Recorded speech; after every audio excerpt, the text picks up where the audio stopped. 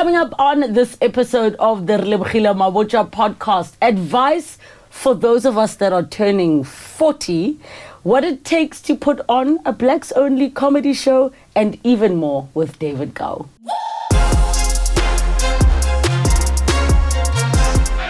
Hey everybody, welcome to another episode of the Relebogile Mabotja podcast. Subscribe, hit the notification bell, and comment down below who else you'd like to see me have a conversation with.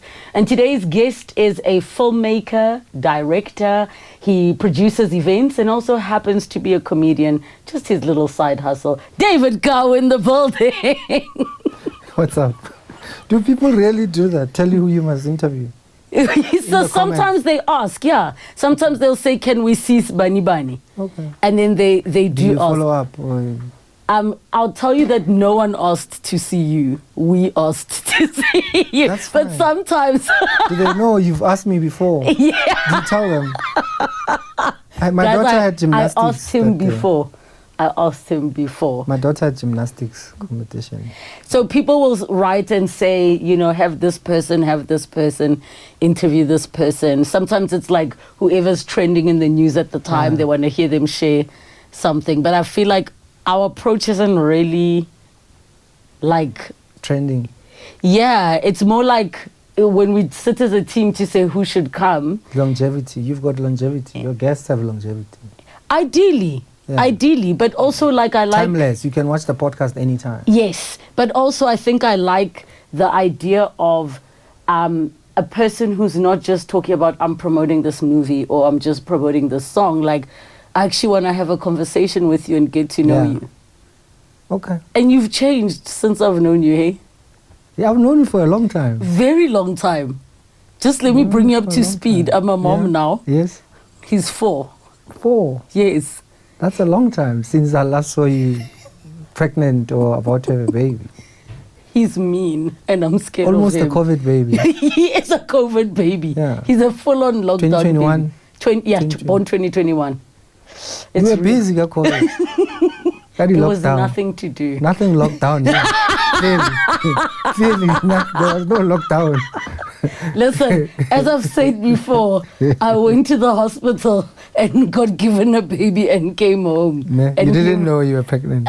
You had no idea? No, I wasn't even pregnant. I just went and fetched the baby. That's how I used to believe kids were born. Is it? Yeah, in Kronstadt, back home, we used to see aeroplanes, small aeroplanes flying over the hospital.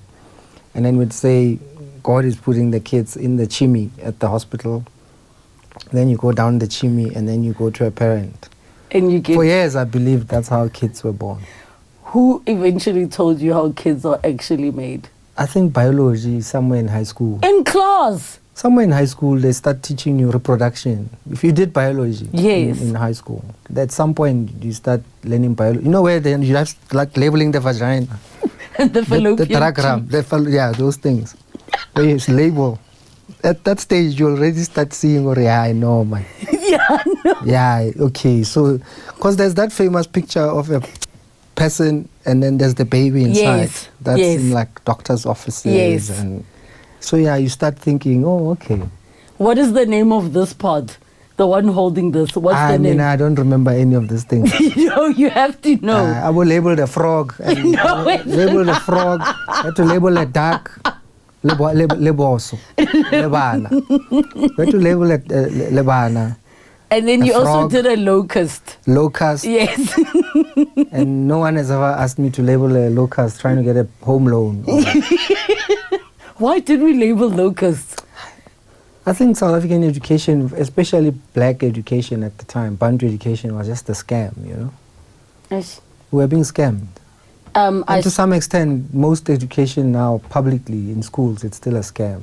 That's why we spoke about this, that I took my kids out of the traditional schools. Yeah. Please actually tell everybody about it, because we spoke about it on radio, so much so that you inspired me to have a whole series on different types of education systems. So self-directed, homeschooling, and then the one that your kids are doing, and I can't remember the fourth one. So it's homeschooling. So they've got their syllabus, which they get assessed, right? Applied Scholastics is based in the US. It was actually developed by L. Ron Hubbard, who started Scientology. So he came up with the applied scholastic schooling system. So your child gets assessed, whether they are 1 or 7 or 10 years old or 15 years old. They get assessed and then they design a program for the child. So technically, let's say he's 7, my last born is now 7, so he's in grade 1, right? If he takes 6 months to finish that program, he can move to grade 2, or what would have taken a year in South Africa, and then you're supposed to move to the next grade. You have to sit a year, move to the next grade.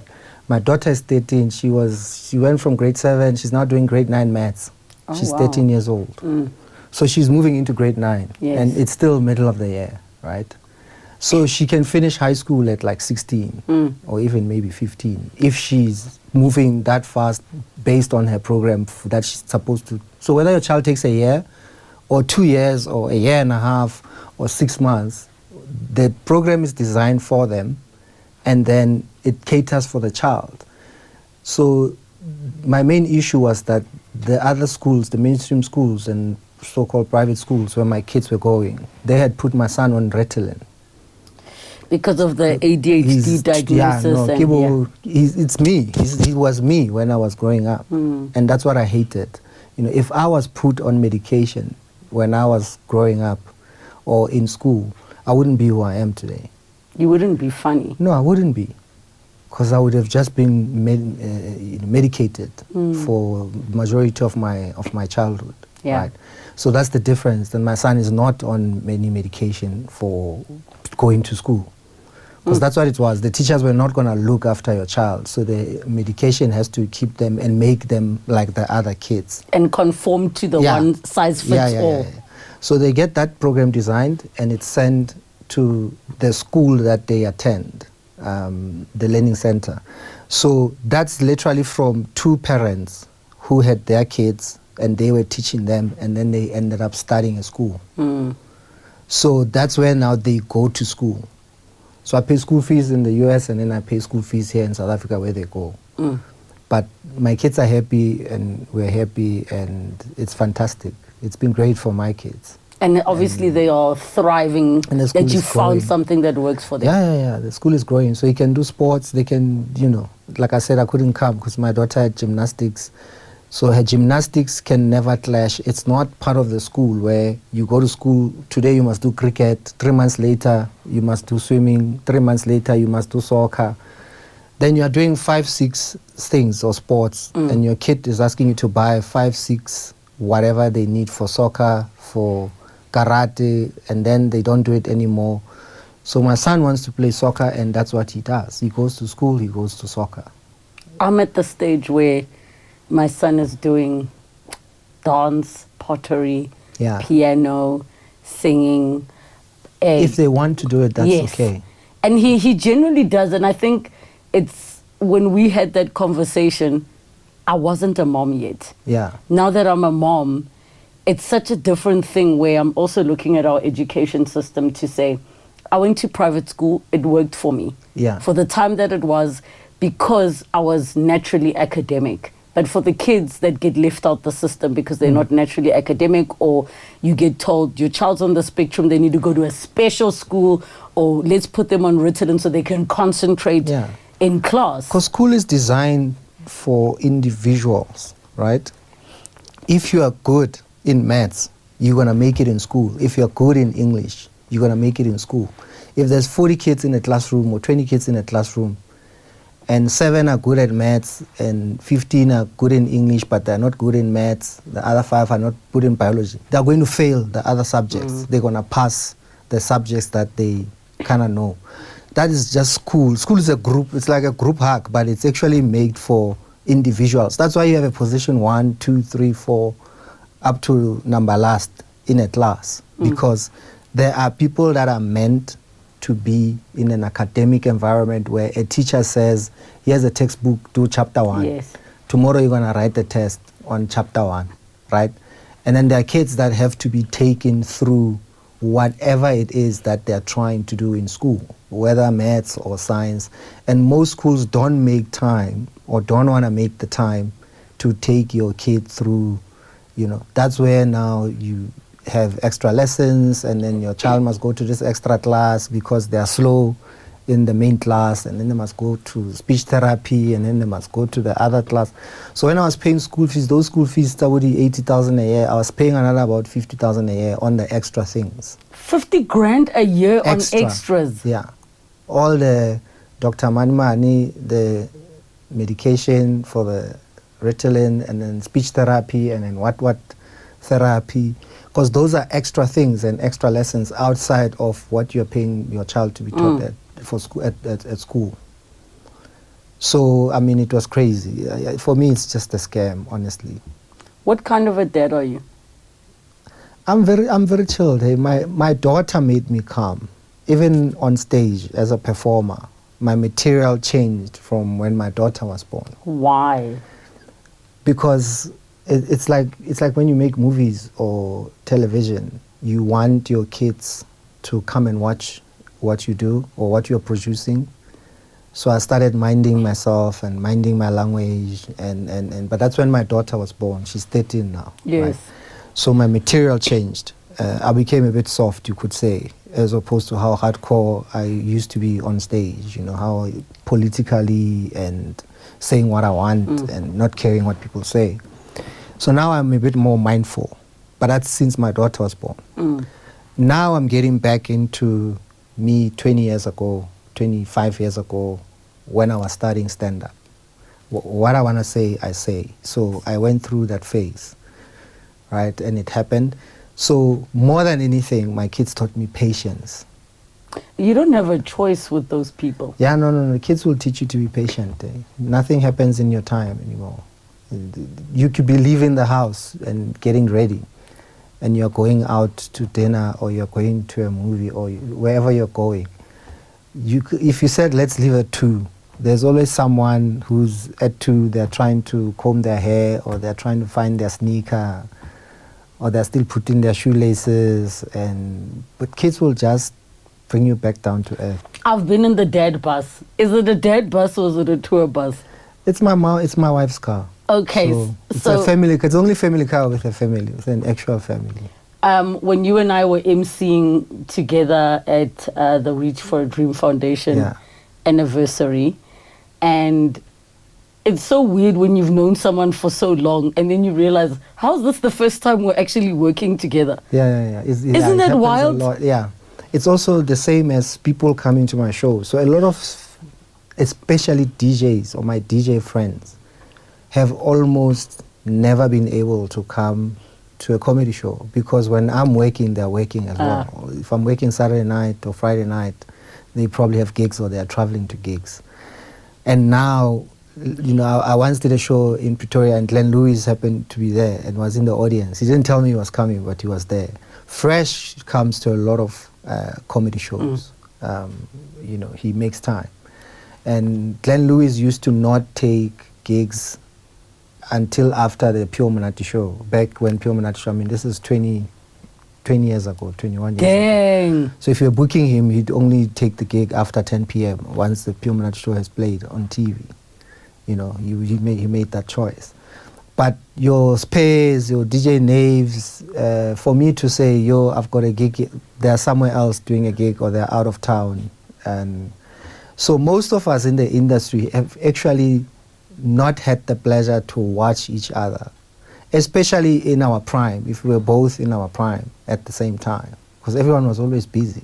You know, if you're acting 12-hour days on sets, you know, 13, 14 hours if you have to travel to set as well. And then the only time you have off, David has the show. Like, am I going? I do remember, though, the first Blacks Only I went to, I think I went with my brother. And I can't remember, huh? You don't remember the year? I don't remember the year, but it was a while ago. Yeah. And I just remember us being so excited. Now, the Mabotjas, we have a unique, distinct laugh. Like, it pierces through the crowd's laugh. I think at some point when you're on stage, you notice like a specific laugh coming from a specific place. We can literally, I mean, we can have 2,000, 3,000 people in a room and there'll be a laugh that you hear, and you can always go back to and refer to and know that, okay, this person just laughed again. Yes. There are people who have that type of laugh. We were those people on that night. And then there's the people who fall off the chairs or out of their chairs or get up, and there's also those people say I hit people when I laugh. I hadn't paid attention to it until my friends told me. I feel like it's such a black thing though, that every time, because there's the one you're like, I'm the black, so right? I'm that black guy in the group. So now I watch myself. That you don't hit people. Yeah. Why is it a bad thing? So it's either I pull my hands in, and then I might do this if you're maybe sitting on the next chair, because the couch is a bit more space. So I'll do this if I'm like, as opposed to I would normally go, and people are literally like, yeah, man, you're hitting us. But that's why I love those videos. The laugh that starts with no sound, the one where you're like, yeah. Those are the ones that I absolutely people like love. that, and then there's the people who explain the jokes to their friends also. Oh, and then straight they laugh. after you say it. Yeah.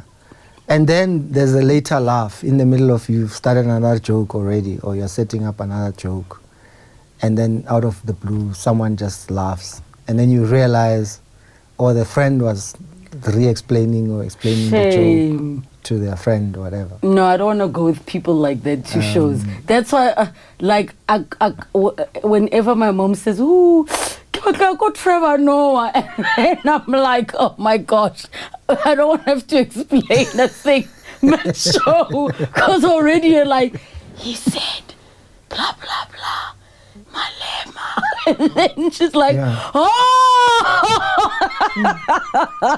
So there's all types of. Why do you still love doing Blacks Only? Is it about the fact that it's also a platform and it's become quite a community more than it is just about you doing stand-up? Look, for me, it was always about other people or other comedians or finding new comedy talent, and the fact that black comedians could perform at the show and speak in whatever language that they wanted to. That's what Blacks Only has always been, right? So, and I had to specifically then come up with a concept that says, this is going to be a show where there's going to be black comedians. As much as I perform in English 99% of the time, other comedians might also be speaking English. There might be one that performs in Venda or in Ndebele or in Zulu. And that's what the show was, And we always had the running joke of the one white comedian on the show for 21 years now. So you still have one white. You guys decide. So 11th October is a bit special. Sunbet Arena, it's massive. So I think I've got 3 white comics. But it's also the people that have been on Blacks Only for the past 20 years. Mark Banks is his first time. Mark Banks is the second ever comedian I met in my life. Wow. After John Flesmas, when I was starting out 26 years ago. It will be 27 years in October. Chris Forrest was always our go-to black guy, from the Pure Monate show to Blitz Patrolli to my David Gau's house. So Chris Forrest has always been alternating with Skalk, Bezede Note when he started coming up. He's not on the lineup this time. He's doing a show in Stellenbosch. But the running joke has always been that there's always one white comedian on the show.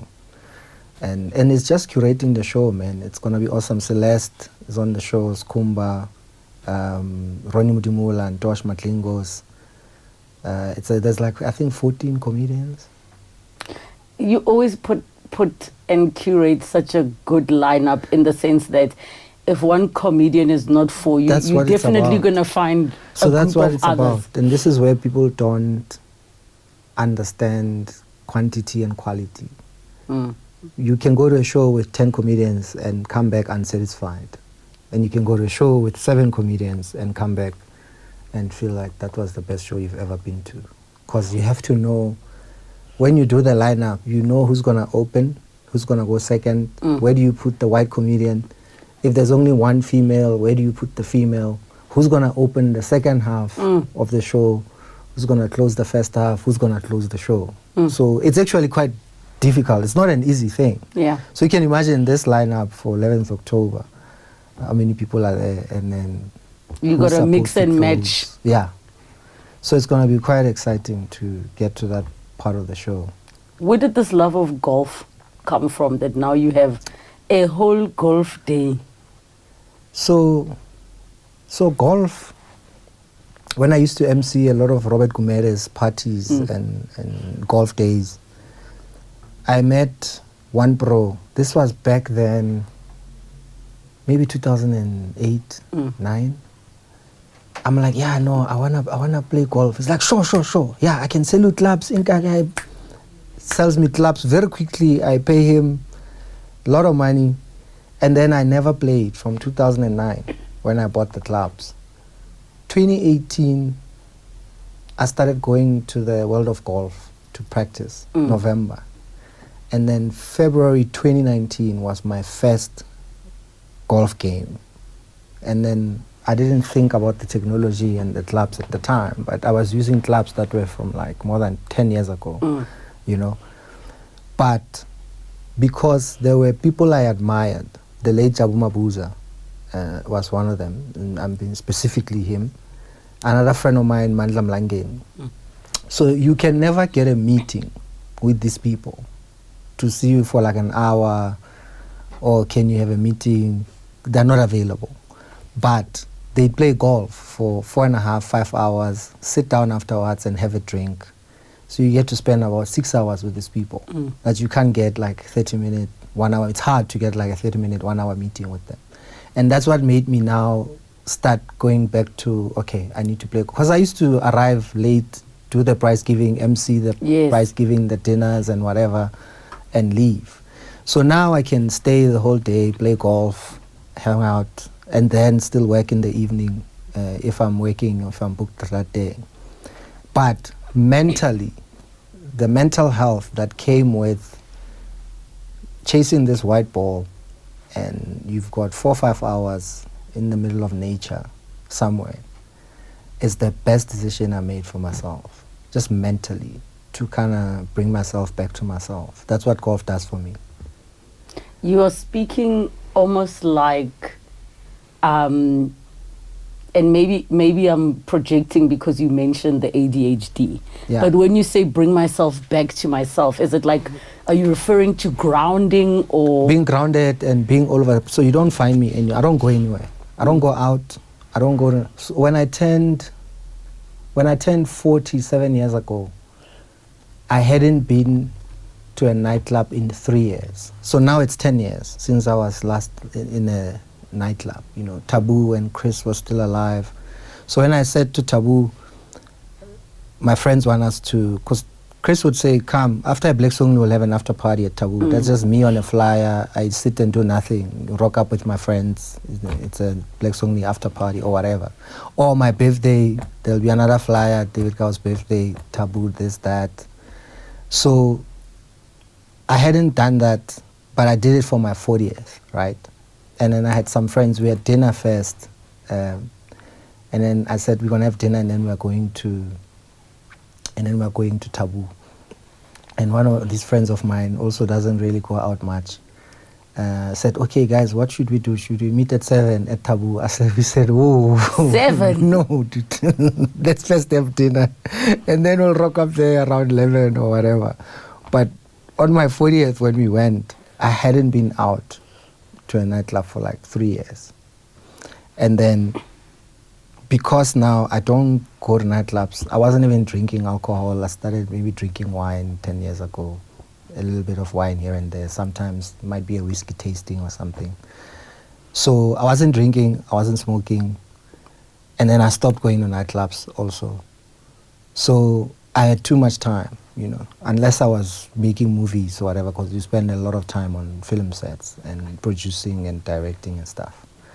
So then what golf did for me was religiously, every Sunday, I play golf.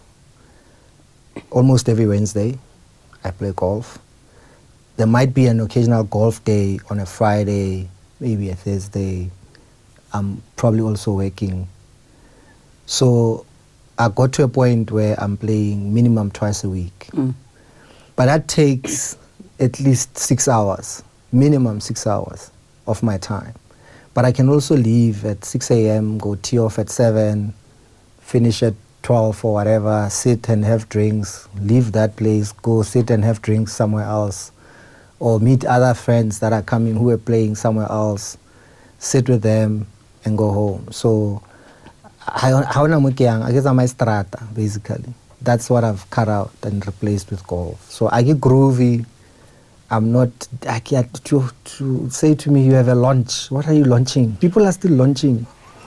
People are launching things, and are you coming to the launch? Then there's the dinners, with the brands. There's the dinners with the brands. This brand's having a dinner, and I'm like, hey, I must leave my house and park way now and get in one shuttle. And I can't. I don't have the patience for those things, Because we did all these things. Right?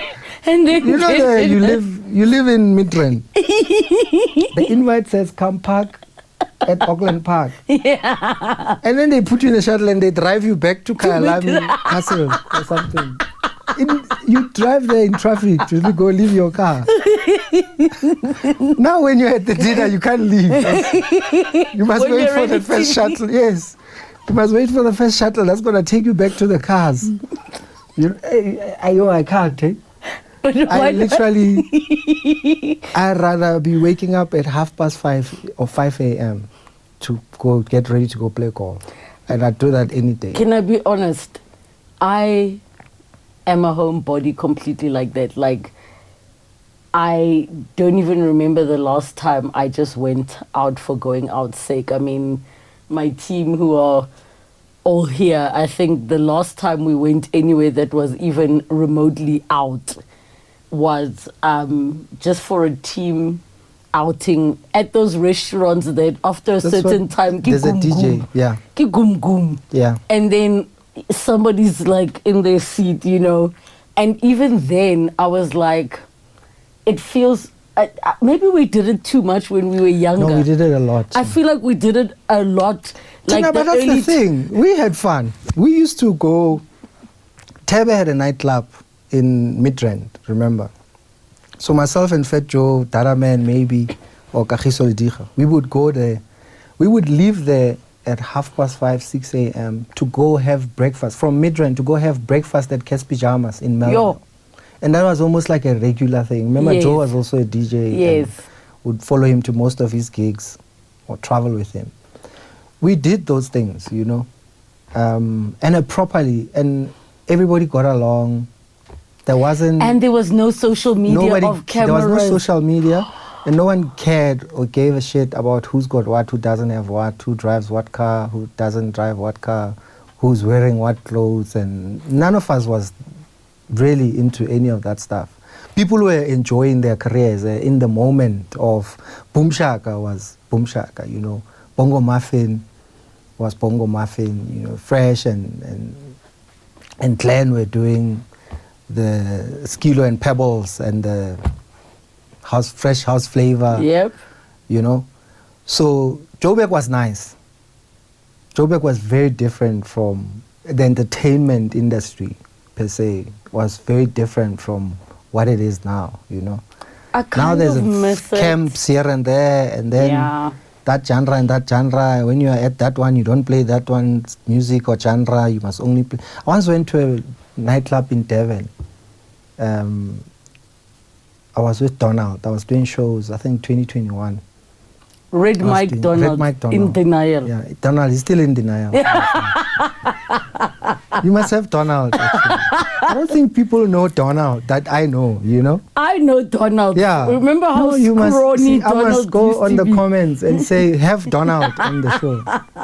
No, you must have Donald. Donald is one of the artists that have ever been able to hold a blacks-only audience, performance-wise, as a musician. He performed at the 10th anniversary of Blacks Only. He performed when we did the Dome in 2018. Unfortunately, his performing in Bloom on the 11th of October, so he can't make Sunbet Arena, but I did want him to have a lineup. Because some audiences are just there for comedy and they don't really care about music, right? But he's one of those people the audience was into and enjoyed his performance, the times that he's performed at the comedy show, or specifically at a Black Song, the comedy show. So we go to this nightclub. I swear, bruh, they played Kom the whole night in this nightclub in Devon. The whole night. They Nothing played else. Nothing no else. hip hop, no Nothing, house. No hip hop, no house, no piano.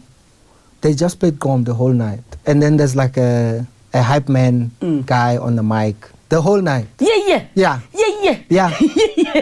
It was fun, but I found it incredible that you can go to a nightclub in a town in South Africa and it just plays one type of music. And I think that happens quite a lot in KZN, you know. So I found it interesting that people do that in the industry where there's so many artists and there's so much music to listen to and for people to get along. I enjoy going out sometimes if I'm outside Joburg.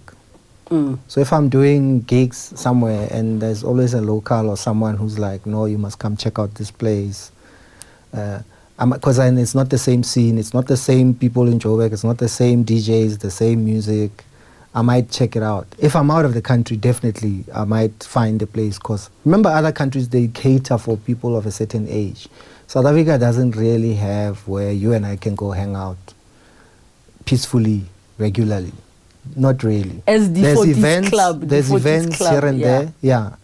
There's maybe one or two places once in a while or once a month. And then I guess you've got all those all-white Sunday things. I don't do those. And you know who's always performing? Soul you know what? Who's always performing? Yeah. Mafiki Zolo. Yeah. And Wilson B's playing T-Boss. T-Boss. Yeah. So there are those ones then that's got their own market and people. But that's also go to a club or a Chisanyama or a hangout. I don't want to go somewhere, and mind you, I think maybe the reason I'm such a homebody is because the work is so social. The work is so people-y. Like, everything I'm doing is filled with people. So I like the comfort of being at home. My wife likes going out to restaurants, but I don't, because I prefer her home cooking. But she doesn't enjoy her home cooking, right? But because I'm always out, working and out with people, I don't like going out. But I do, because that's what she likes. She likes going out to eat. She likes going out to restaurants. But there is that conflict of I'm always having meetings in restaurants or going out. And so it's kind of, for me, it's like work. But then I have to balance it and know that, okay, let me not overdo it on the other side so that I can still enjoy going out with her and take her out for dinner, checking out new restaurants and stuff like that. You guys are married now 17, going on 18 years? I think it's 18 years in December. 15th 18 December. years. Yeah. How are you keeping the spark alive? Rajola, hey? So the advice you got, even if you were to pay and go see a marriage counselor or whatever, was to start dating again. So you have to go out on dates, do coffees. You have to do the things that you were doing when you got together. That made you guys get together with one another. That's really the trick. If you can kind of maintain. So let me make an example. If I know, there's a week in September, that Heritage Week. I mean, obviously for us, September, October, November become quite hectic. But there's a week, I think 23rd September, on a Tuesday or something, whatever that day is. We have shows in East London. Myself and Tosh, Trevor Gumbi. We're doing a tour called Here Comes the Drama. So we're in East London that day. Come back the 24th. The 24th is the only date that week I'm not working, right? 25th, Thursday, I'm at a wedding in Cape Town. Come back, go to Welkom in the Free State. Come back, go to Monate in Limpopo. So I know that I'm away for 5 days of the week. But I know that I only have that 24th September, I'm not working, and maybe the Monday. So I'll take my wife out for dinner on either the 24th or the Monday before, because I already know that I'm not available for the next 5 days. So that's how I do some things. I almost live backwards. And you plan ahead. So I can always, So I know that, I'm going to be hectic from this date to that date. So let me take out my wife for dinner this 2 days or this day or whatever. Or I've got this gig in Sun City. We can get in a car and drive because it's Sun City. I'm not flying somewhere, and I'll take her with me and we'll go. So there's a bit of planning. You can't just expect things to happen naturally or on autopilot. You can't. You gotta think about it and kind of plan one or two things. And then other things can happen. There's kids and there's family, there's friends as well. And also just getting together with friends as well. Some of my friends also have been married for quite a bit. Yeah. And it helps having friends who are married. It helps. Because then you can do some dates. It's always nice also to be there with other friends or other couples. You do one or two of those things. And then you just need to live life, eh? You can't live life like, when I'm 60, I'm going to do this, or when I'm 55, I'm going to... I had to learn that, by the way. I used to have this thing, when I have this much money, I'm going to take all my cousins to Disney World, and then. And then I think 2017, went to the States. I called my wife and kids, they came. I got a car from General Motors when I was still sponsored by General Motors in the US. I drove from Connecticut in New York, which is another 2 hours from New York. And then you drive back past New York again, past Washington, D.C. I drove to Disneyland. We took 3 days driving to Disneyland and 2 days driving back. But it was also me thinking there's this money that's going to come, and then I'm going to take everyone and my cousins and Abu Wanwan, and then I'm going to take everyone. When I actually realized I could actually just take my wife and kids and we can get in a car and we can go to Disney, or first have to get in a flight and get to New York, whatever. And I did that, right? But I was spending a lot of time, this is where the difference between stress and anxiety and depression kind of formulate, where there's this thing that's happening in front of you that you don't see because you are thinking about this thing that you want to do later. That you want to do later, and you miss these moments, So the kids playing soccer, and I take my kids to school every day. If I'm waking up in Joburg, I'm driving my kids to school, I'm picking them up. If I'm not traveling or away or working, every morning, take them to school, pick them up, take them to soccer, take them to gymnastics. Because there's a time, what I learned with my last born, right? My last born was born in 2018. So because of COVID in 2020, I was forced to be home, obviously. So watching him be a 1, 2-year-old, 3-year-old, 4-year-old, I realized I missed that period with my firstborn and my secondborn. There was no moment where I saw them every day. I used to be away from home like 3 months a year. You go to Cannes Film Festival for 2 weeks in May. You go to Toronto Film Festival for 2 weeks in September. You go to Durban Film Festival for 2 weeks in June, July. American Film Market in November for 2 weeks. Then I still have corporate gigs overnight, which is like maybe another 20, 30 days of those type of gigs. So there was a period, maybe for 10 years, where I was away from home for a total of about 3 months. And that then included not seeing the kids every day, not seeing them go to school, not seeing the school plays and Missing the milestones. Yeah. So it's just living in the moment, right? And planning for one or two things. So I'm glad we could make this day because the first time you were calling, it was competition season in gymnastics. And so far, I've never missed my daughter's gymnastics. I think she's been doing it for 3 years now, or 4 years. It's got Gauteng Central colors. She's fantastic. She's doing amazingly.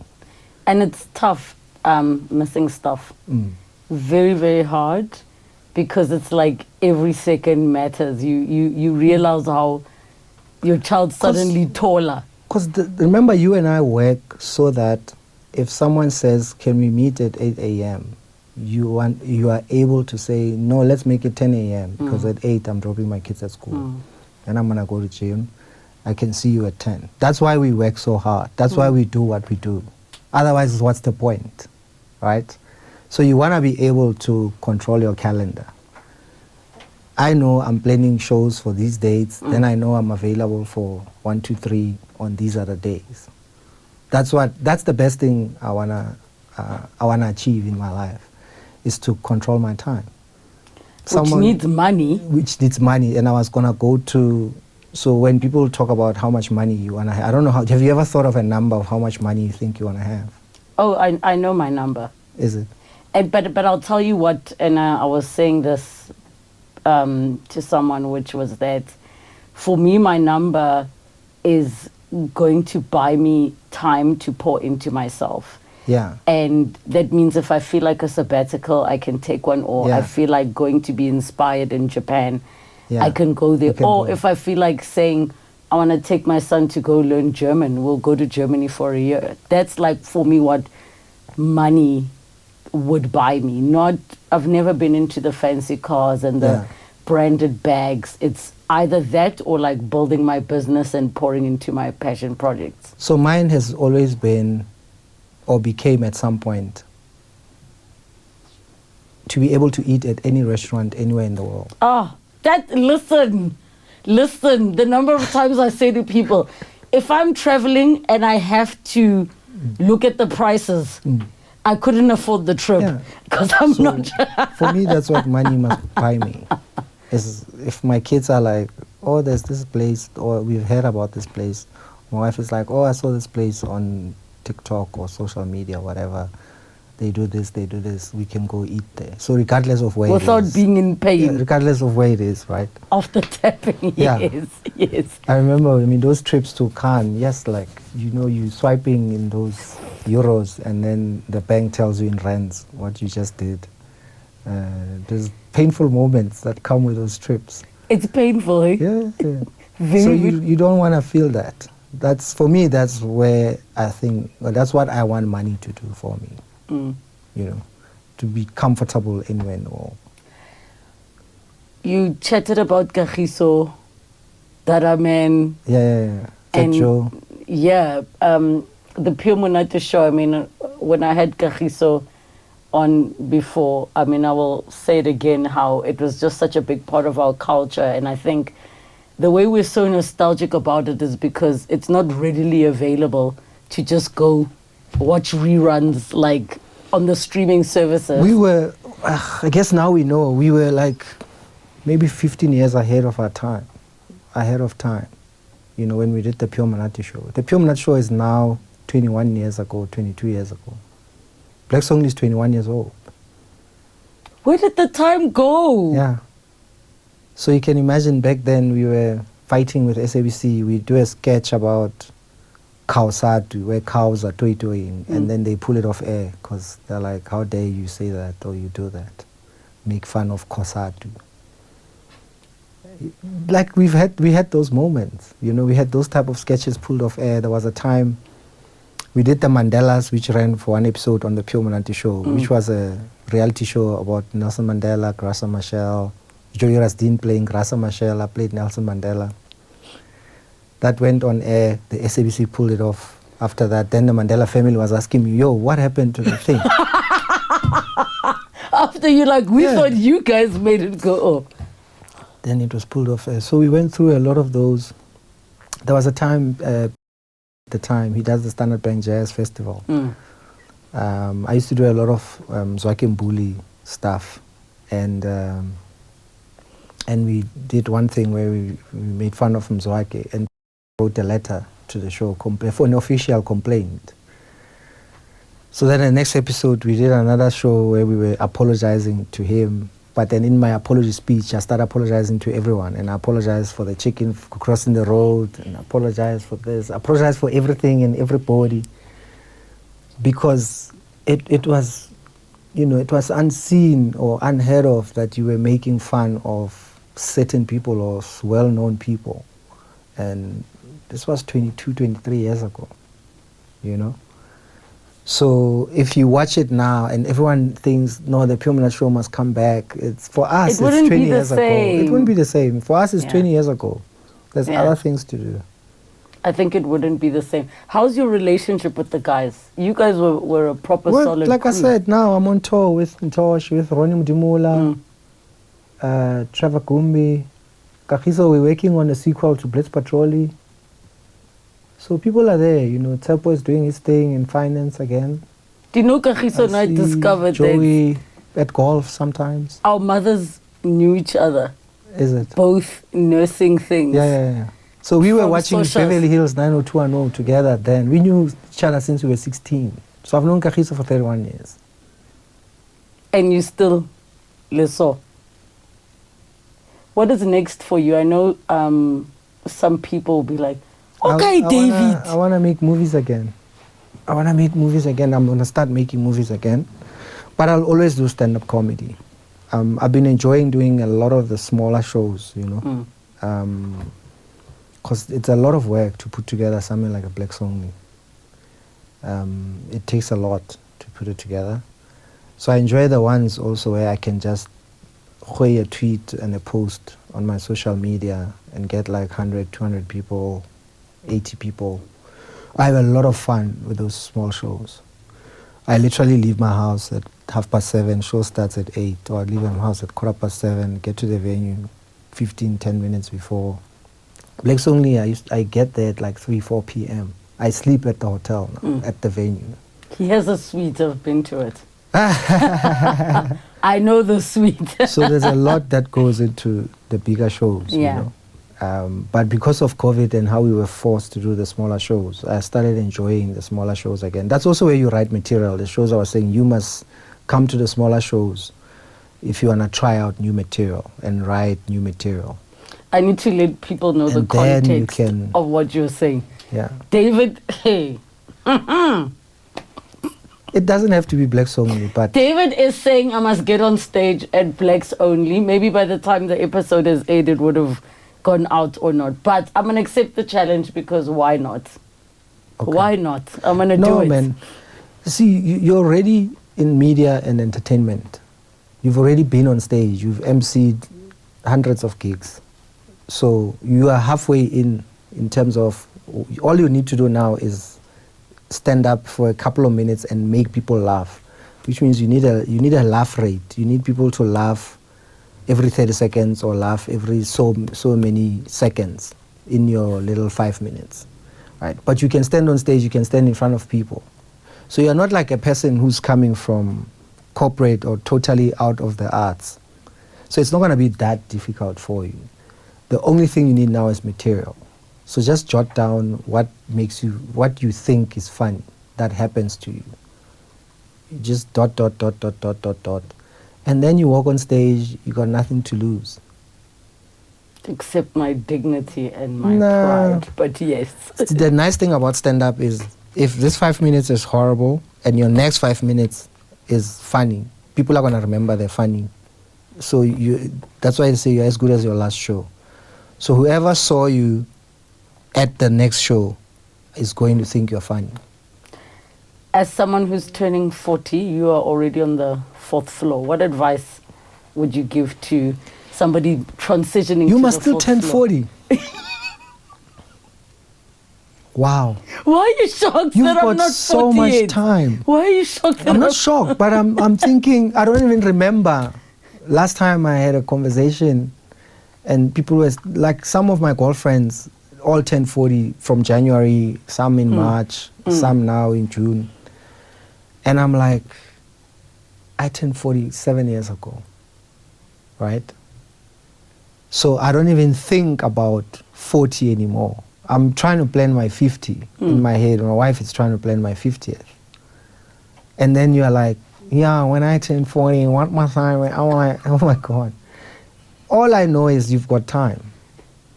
And in terms of what you want to achieve, you 7 years ahead of me. You've got 7 years extra in terms of what you still want to achieve as compared to me, where I'm already 7 years after 40. So more than anything, you have time. So you need to think of it that way. What do you want to do with the time? It's not even about the number 40 anymore. It's what do you want to do in that time between 40 and 45, 40 and 50. That's what you must think about. The parties I still haven't had my 40th birthday party, by the way. No, I haven't. I'm planning to have my 40th birthday party. Even if I'm 48, there's going to be a night where that night it's my 40th birthday party. And then the next night can be my 47th or 48th birthday or 50th birthday or I'm whatever. stealing that idea. But I'm still gonna have my 40th birthday party. I'm stealing that idea. Because I didn't have one. I have been an admirer of your work forever. I will continue to Awesome. do so. Thank you. And I just you are our older brother, mo industry. And I know, Jorge, we can call you at any time. No, you guys can call me anytime, as long as there's no gymnastics or soccer. But I mean, I'm even for golf. Just advice and things like that. Of course. And I mean, I'm just, man, the love and respect I have for you. Like, Thank please you. keep inspiring, motivating. We as your original OG fans, re kgola le wena. Thank you. So are you going to be doing this in your 60s? As long as I can speak. So what I used to say about myself and money and stand-up was, as long as I can talk and I can get people in a room, I'll always make money. And the first time I could not do that was during COVID, that 2 years, where we couldn't put people in a room because we would have been arrested or it was illegal. And then you could put 20 people in a room, but it must be a venue of 1,000 people. And then you can put 100 people, but it must be a venue of this size, you know, going through all that. But as long as I can speak and I can put people in a room, I'll always do stand-up comedy. It's the one profession you almost don't have to retire from.